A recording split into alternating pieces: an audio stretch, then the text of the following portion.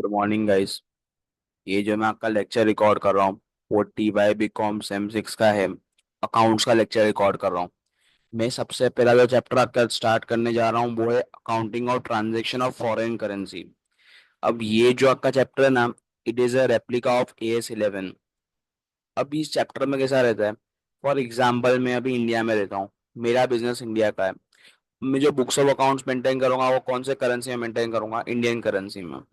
लेकिन for example अगर मैं बाहर की कंट्री का ट्रांजेक्शन करता हूँ, फॉर एग्जाम्पल मैंने एक यूएस के बंदे को गुड्स बेचा डॉलर्स में, डॉलर्स में हमारा ट्रांजेक्शन हुआ, तो उस केस के अंदर मैं अपनी बुक्स ऑफ अकाउंट्स में डॉलर्स तो दिखाऊंगा नहीं, मुझे INR दिखाना पड़ेगा। तो वही चीज है कि मैं अपने बुक्स ऑफ अकाउंट्स में ट्रांजेक्शन को कैसे रिकॉर्ड करूंगा।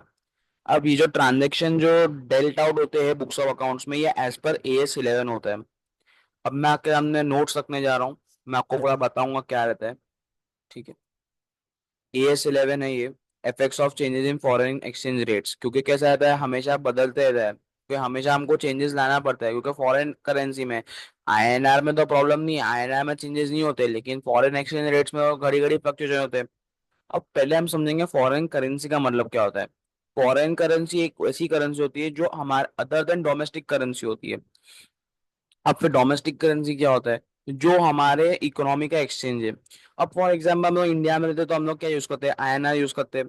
तो बाकी जितने भी करेंसीज है, डॉलर हो गया हो, दिरहम्स हो गया हो, रियाल हो गया हो, पाउंड्स हो गया हो, यूरोज हो गया हो, वो सारी चीजें किसमें आएगी, फॉरेन करेंसी में।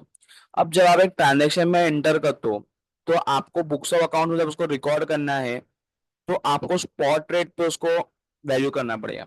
अब स्पॉट रेट होता क्या है, फॉर एग्जाम्पल 1 जनवरी को मैंने एक यूएस के बंदे को गुड्स बेचा, तो मुझे बुक्स ऑफ अकाउंट में शो करना पड़ेगा। लेकिन मैं डॉलर्स में तो दिखा नहीं सकता हूँ कि मेरी बुक्स तो इंडियन में INR में बनती है। अब मैं क्या करूंगा, मैं उस दिन का रेट चेक करूंगा।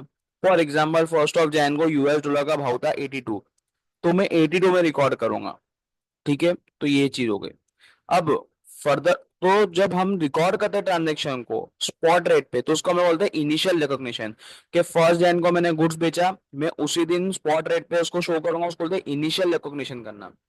अब कैसा रहता है कि फॉर एग्जाम्पल मैंने गुड्स तो बेच दिया, ठीक है, लेकिन मैंने क्रेडिट में बेचा, कैश में तो बेचा नहीं हूँ। कैश में बेचता प्रॉब्लम ही नहीं आता, स्टोरी खत्म हो जाती। लेकिन मैंने गुड्स क्रेडिट में बेचा हूँ। अब फॉर एग्जाम्पल 31 मार्च आ गया, 31 मार्च को मेरा पेमेंट नहीं आया। अब मुझे ना फर्दर मेरे को बताना पड़ेगा कि कभी ना एक्सचेंज तो फ्लक्चुएट होता ही रहता है। ऐसा तो नहीं कि 82 है तो 82 हमेशा रहेगा, बढ़ेगा घटेगा भी।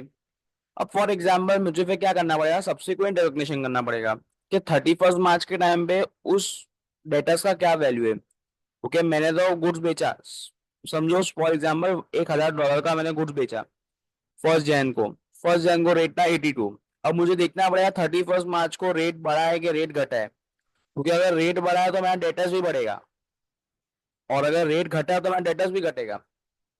फॉर एग्जाम्पल 31 मार्च को रेट हो गया 85, तो कितने से बढ़ा, ₹3 से। तो ये ₹3 आपका जो बढ़ा है एडिशन, वो मुझे बुक्स में शो करना पड़ेगा, वो आपका गेन होगा। लेकिन सब्सिक्वेंटली अगर 82 से 79 हो गया, तो भी ₹3 का लॉस हुआ, तो ₹3 का लॉस आपको शो करना पड़ेगा। उसको हम लोग बोलेंगे सब्सिक्वेंट रिकॉग्निशन। अब सब्सिक्वेंट रिकॉग्निशन कब करना है, उसके लिए कंडीशन सेटिस्फाई होनी चाहिए। सबसे पहला क्या है, सच item of try balance should be an asset और लायबिलिटी। पहली चीज तो यही है कि आप असेट और लायबिलिटी पे ही ये चीज कर सकते हो, सब्सिक्वेंट रिकॉग्निशन आप इनकम एक्सपेंडिचर पे कर ही नहीं सकते हो। दूसरा, अब ये तो हम समझ गए असेट लायबिलिटी होगा, लेकिन असेट लायबिलिटी में भी क्या होना चाहिए हमें, रिसीवेबल पेबल होना चाहिए। फॉर एग्जाम्पल फॉरेन डेटर्स हो गया, फॉरेन क्रेडिटर्स हो गया, फॉरेन करेंसी लोन हो गया, तो उसी पे आप सब्सिक्वेंट रिकॉग्निशन कर सकते हो।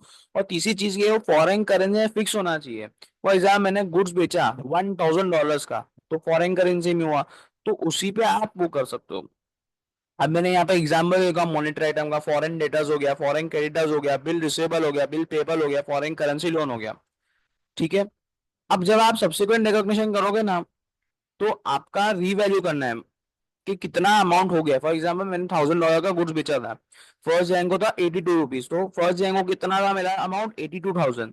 फिर मैं 31 मार्च के टाइम पे देखूंगा रेट कितना है, 85 अगर हो गया तो 85,000 हुआ, और जो 82 और 85 का डिफरेंस है वो आपका एक्सचेंज गेन होगा। लेकिन अगर 82 से 79 चले गया तो जो 3 रुपए का है वो लॉस आपको दिखाना पड़ेगा। अब मॉनेटरी आइटम में क्या क्या नहीं आता है, फिक्स्ड असेट है, लॉन्ग टर्म इन्वेस्टमेंट है, स्टॉक है, शेयर कैपिटल है और रिजर्व है। मैंने आपको कंडीशन भी बता दिया कि रिसीवेबल पेबल होना चाहिए, मतलब करेंट असेट करेंट लायबिलिटी में से एक आइटम होनी चाहिए, उसमें भी रिसीवेबल पेबल। ठीक है। अभी मैं आपके क्वेश्चन डिस्कस करूंगा। तो यही सब चीजें है कि पहले तो आपको स्पॉट रेट पे शो करना पड़ेगा जिस दिन आप ट्रांजेक्शन एंटर करें उस दिन। फिर जब 31 मार्च अगर सरपास हो गया, आपका ट्रांजेक्शन सेटल नहीं हुआ है, तो आपको सब्सिक्वेंट रिकॉग्निशन करना पड़ेगा, रीवैल्यू करना पड़ेगा कि भाई उस दिन क्या अमाउंट है। फिर जब फाइनल सेटलमेंट करोगे तभी भी आप रीवैल्यू करोगे, देखोगे कुछ एक्सचेंज गेन या एक्सचेंज लॉस तो नहीं हुआ है। ठीक है, तो मैं क्या क्वेश्चन रखूंगा, question number 1। Question 1।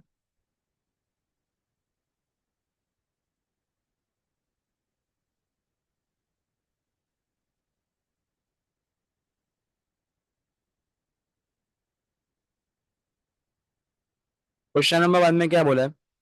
Goods purchase on 3 March 2021 of US dollar 20,000। ठीक है, मतलब एक कंडीशन सेटिस्फाई हो गया कि भाई ये यूएस डॉलर में फिक्स है। ठीक है, और परचेज किया लेकिन बोला नहीं कैश है कि क्रेडिट है। जब भी नहीं बोलते तो क्रेडिट परचेज ही होगा। ठीक है, तो हम लोग एंट्री पास करेंगे, purchase account debit to creditors. Purchase account debit to creditors. कितने डॉलर के गुड्स खरीदे? $20,000। तो लिखेंगे ब्रैकेट में 20,000। उस दिन का रेट कितना है, मतलब स्पॉट रेट, क्योंकि हम लोग स्पॉट रेट पे इनिशियल रिकॉग्निशन करते हैं। तो कितना है? 45। तो लिखेंगे 20,000 इंटू 45, तो कितना आएगा? 9 लाख। ठीक है, फिर फर्दर फर्दर क्या बोला है? एक्सचेंज रेट कितना था 31 मार्च को? 44 रुपीज। अब ये कम हुआ है और क्रेडिटर्स है, मतलब मेरे को क्रेडिटर्स को कम पैसा देना पड़ेगा, क्रेडिटर्स को कम पैसा देना पड़ेगा तो मेरा गेन हो जाएगा। समझे कि नहीं आप? व्याख्या में रखता हूँ। सब्सिक्वेंट रिकॉग्निशन में 1 रुपए से कम हो गया है, मतलब हम लोग क्या करेंगे ना, 45 जो रेट दिया हुआ है -44, तो कितना आएगा? 1। और 1 इंटू 20,000 तो कितना आएगा? 20,000। तो क्रेडिटर्स तो कम हो रहा है ना, पहले 45 के रेट से देना था, अब 44 का रेट हो गया है। तो एंटर है कि क्रेडिटर्स अकाउंट डेबिट, क्योंकि क्रेडिटर्स कम हो रहा है, टू एक्सचेंज गेन, क्योंकि गेन है तो ऑब्वियसली पीएनएल क्रेडिट में जाएगा, पीएनएल क्रेडिट का आइटम है। तो हमारे लिए इनकम है तो इनकम हमेशा क्रेडिट होता है। तो क्रेडिटर्स अकाउंट डेबिट, क्रेडिटर्स कम होगा और ये हमारे लिए इनकम है तो एक्स टू एक्सचेंज गेन। ठीक है, फिर फर्दर एंट्री पढ़ता हूँ आगे। डेट ऑफ एक्चुअल पेमेंट 7 जुलाई 2021, कितना? 43। फर्दर कम हो गया, मतलब मुझे 44 में भी सेटल नहीं करना है, मुझे 43 में सेटल करना है, तो मेरे को और एक्सचेंज गेन हो गया। तो मैं अभी फाइनल सेटलमेंट की एंट्री बनाऊंगा। क्रेडिटर्स अकाउंट डेबिट, जो पूरा अमाउंट है वो ये माइनस करके 9 लाख माइनस 20,000 माइनस करके जो मेरा अमाउंट है ना वो लिखूंगा 8 लाख 80। टू बैंक 8 लाख 60, क्योंकि 43 रुपीज में सेटल कर रहा हूँ तो 8 लाख 60। टू एक्सचेंज गेन, क्योंकि फर्दर नो गेन मिला है। तो इस पूरे सम के अंदर आपको जो एक्सचेंज गेन आया ना वो आया ₹40,000। बस मेन आपको ये ढूंढना था। आप अगर जनरल एंट्री से करोगे तो भी चलेगा, डायरेक्टली बैक करोगे तो भी कोई प्रॉब्लम नहीं है, लेकिन आप जनरल एंट्री से करोगे तो आपको ये चैप्टर थोड़ा ज्यादा इजी लगेगा। ठीक है, फिर मैं आगे बढ़ता हूँ क्वेश्चन नंबर 2 पे। Question number 2।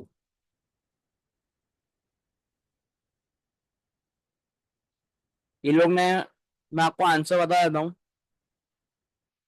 ये लोग ने स्टेटमेंट फॉर्म में लिखे, लेकिन अगर आप जर्नल एंट्री बना के भी थोड़ा बहुत स्टेटमेंट लिख दो तो प्रॉब्लम नहीं, मार्क्स आपको मिल जाएगा आपका। Question number 2। On 31st March 2021, the following ledger balances have been extracted from the books of Washington branch।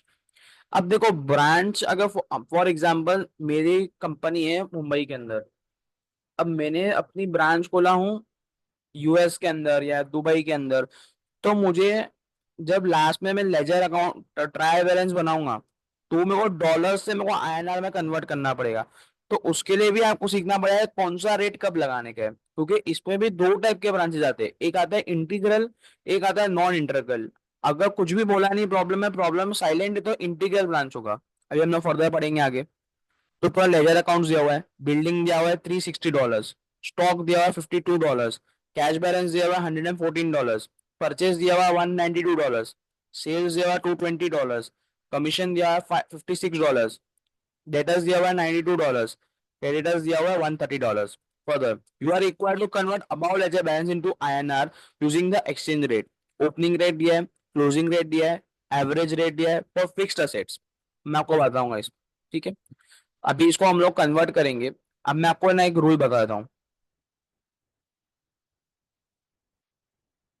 ठीक है, एक इंटीग्रल ब्रांच के केस के अंदर हमेशा इंटीग्रल ही आता है, ऐसा वो नहीं है। ठीक है, अगर असेट रहेगा ना तो हिस्टोरिकल रेट पे होगा। ठीक है, अब इसके अंदर तो ये लोगों ने डायरेक्टली स्पेसिफाई कर दिए फॉर फिक्स्ड असेट। पर अगर कोई फिक्स असेट नहीं दिया है, हिस्टोरिकल रेट दिया है, तो याद रखना जब भी हम लोग ट्रायल बैलेंस के अंदर असेट को रिकॉर्ड करना होगा, डॉलर्स टू आईएनआर में कन्वर्ट करना है, तो हम लोग हिस्टोरिकल रेट यूज करेंगे। और करंट असेट है, करंट लायबिलिटीज हो, क्लोजिंग रेट यूज होगा। ओपनिंग स्टॉक के लिए ओपनिंग रेट यूज होगा, और इनकम एंड एक्सपेंडिचर के लिए एवरेज रेट यूज होगा। आगे मैं क्वेश्चन रखता हूँ, आंसर रखता हूँ।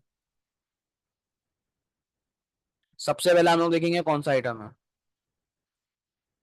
सबसे पहले है बिल्डिंग। बिल्डिंग क्या है, फिक्स्ड असेट है।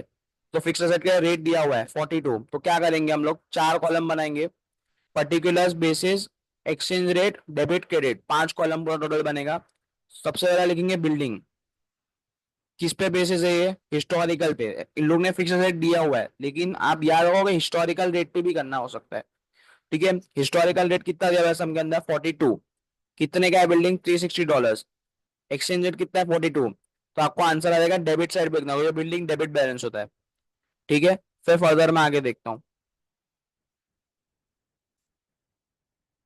फर्दर फर्दर दिया हुआ है स्टॉक एज ऑन, ये 1 अप्रैल 2020, ये लोग ने प्रिंटिंग मिस्टेक की है। अब ये जो है ना, ये हमारा ओपनिंग स्टॉक है।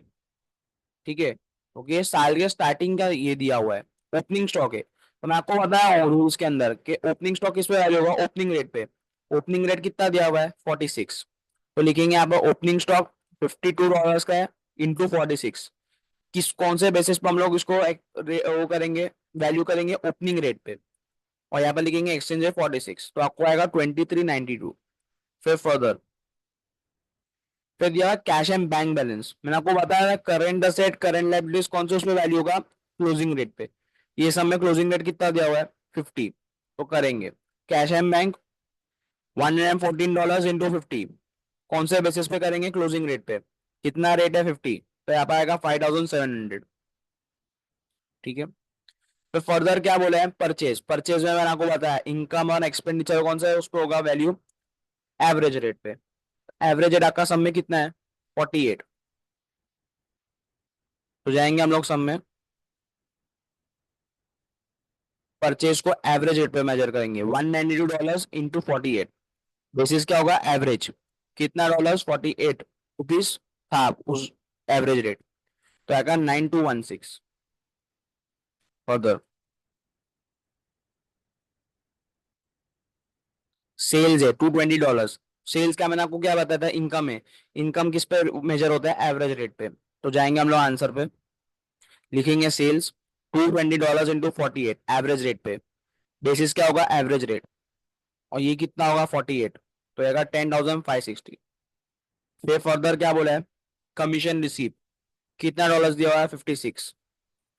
तो ये भी क्या है, इनकम है। कमीशन रिसीव बोला है, कमीशन डायरेक्ट दिया था, एक्सपेंडिचर समझते हैं हम लोग। लेकिन ये क्या है, कमीशन रिसीव थे, तो चूंकि कमीशन रिसीव थे तो क्या हो जाएगा, ये इनकम हो जाएगा।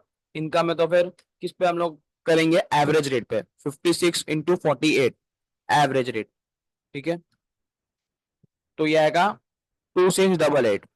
ठीक है, फिर आगे बढ़ते, क्रेडिट साइड पे आएगा। इनकम सब क्रेडिट साइड पे आएगा, लाइबिलिटी सब क्रेडिट साइड पे आएगा। इन एक्सपेंडिचर और असेट सब डेबिट साइड पे आएगा। ठीक है, फिर आगे बढ़ते, फिर बोला है डेटर्स।